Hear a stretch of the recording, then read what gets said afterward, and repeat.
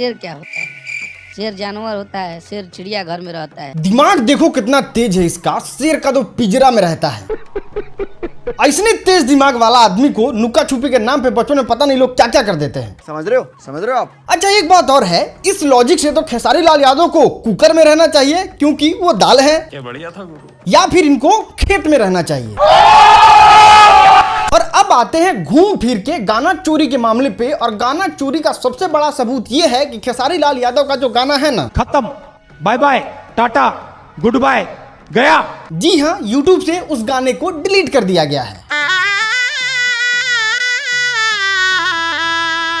जी हाँ, अब भले YouTube पे वापस उस गाने को अपलोड कर दिया जाए, लेकिन जिसका गाना था वो स्ट्राइक मार के ब्लॉक कर दिया खेसारी लाल यादव के गाने को, और खेसारी लाल यादव के गाने को साफ तौर पे कहा गया। खैर आपके मन में ये सवाल तो उठ रहा होगा ना कि आखिर क्यों किए होंगे खेसारी लाल यादव ऐसा। बदल। होता है, कभी कभी पेट का सवाल है, करना पड़ता है। लेकिन मान गए गुरु, गाना खेसारी लाल यादव का इतना ज्यादा तगड़ा चल रहा था कि पवन सिंह के गाने को पीछे छोड़ दिया था गुरु।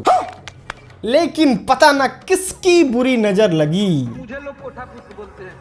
कुछ दिन पहले से खेसारी लाल यादव के नाम के साथ विवाद विवाद विवाद और बस विवाद। बात तो सही है, क्योंकि आपके सामने दिख रहा है ना, गाना चोरी का सबसे पहले आरोप, दूसरा आरोप गाना मैच कर गया, तीसरा आरोप इवेंट खराब हो गया खेसारी लाल यादव का। मतलब इसको आप इत्तेफाक कहिएगा या फिर तो मुझे लोग कोठा बोलते हैं, कुछ भी हो सकता है। मतलब हमको जो लगा सो हम आपको बता दी। खैर इतना सारा बात हो ही रहा है तो ये भी बात हो ही जाए कि ये गाना ओरिजिनल में है किसका। मतलब ये आपके मन में सवाल उठता होगा ना, तो देखिए इसका सिंपल सीधा सटीक और एक अक्षर में जवाब है, हमको कुछ नहीं पता। लेकिन उसके बाद थोड़ा फैक्ट की तरफ आते हैं और यहाँ पे देखने की कोशिश कीजिए कि ये वाला जो रील आपके मोबाइल स्क्रीन पे प्ले हो रहा है, ये गाना आने से 1-2 दिन पहले का होगा, और इन्हीं के साथ वो वाला भी गाना शूट हुआ है। मतलब आप क्रोनोलॉजी समझ लीजिए। चलिए फैक्ट को 1 मिनट के लिए साइड में रखते हैं और आते हैं इतिहास पे। और इतिहास के मामले में आप खेसारी लाल यादव के रग रग रग से वाकिफ होंगे और पवन सिंह के बारे में भी आप जानते होंगे। और इतिहास से याद आया, भोजपुरी फिल्म इंडस्ट्री की इतिहास में पहली बार हुआ है कि चलिए गाना same same, topic same same, video same same, time same same, गाने का लेंथ सेम सेम, लेकिन इतिहास में पहली बार ऐसा हुआ है कि टी शर्ट भी सेम सेम। इतना चोरी कौन करता है भाई? देखो मैं नहीं, सोशल मीडिया पे लोग कह रहे हैं कि ना, मान ही नहीं सकते हैं, खेसारी लाल यादव का फराक जो है वो खूंटा से नहीं फटा है, उनका तो कुछ और फटा है, लकीर देख देख के।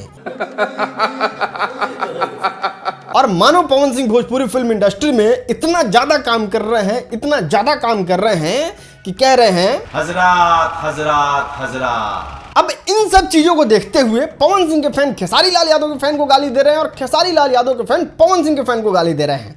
लेकिन इसमें हमारा फर्ज बनता है कि सबसे ज्यादा क्रिएटिव काम कौन किया है। बात सही है ना, क्रिएटिविटी को दिखाना हमारा काम है। तो आइए खेसारी लाल यादव के क्रिएटिविटी को दिखाते हैं, मतलब इनके फैन की क्रिएटिविटी को।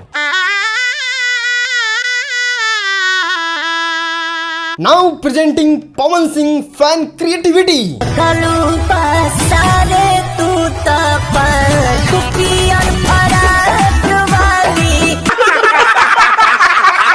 भाई मतलब समझ में नहीं आ रहा है, इतना ज्यादा दिमाग लाते कहां से हो? मतलब देख रहे हो, एक एक स्टेप मोबाइल देना, मतलब पांख फैलाना और डांस करना, मतलब एक एक लाइन मैच कर गया भाई साहब। इतने तेजस्वी लोग हैं हमारे पास, कितने शानदार विचार रखते हैं जी।